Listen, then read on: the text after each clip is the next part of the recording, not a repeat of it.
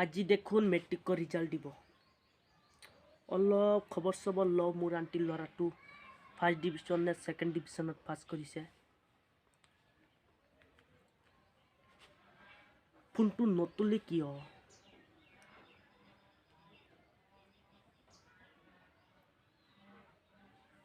Aunty আপোনাৰ ল'ৰা পাছ কৰিছেনে? কেইটাত লেটাৰ লৈছে? কি কৈ আছে? পাছ কৰা নাই? আৰে ফেইল কৰিছে কেনেকৈ? সি কি গোটেই বছৰ কি কৰিছিল, এতিয়া ফেইল মাৰিছে কিয় মেট্ৰিকত? আৰু মোবাইল কিনি দিয়ক 4-5টা।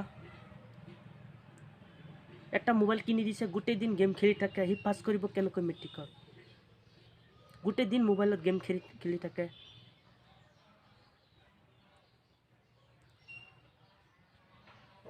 আৰু 5টা মোবাইল কিনি দিব লাগে আপোনাৰ ল'ৰাক, গোটেই দিন গেম খেলি থাকে। চাওক বন্ধুসকল, মোৰ আণ্টিৰ ল'ৰাটো ফেইল মাৰিছে।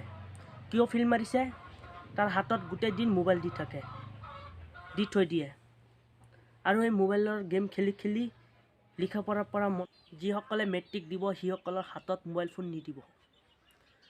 সিসকলৰ প্ৰতি চকু ৰাখিব আপোনালোকে ৰাইজ, আৰু যাতে ফেইল নকৰে তাৰ বাবেও আপোনালোকে চকু ৰাখিব, আৰু সিসকলৰ হাতত মোবাইল ফোন একেবাৰে নিদিব। ধন্যবাদ।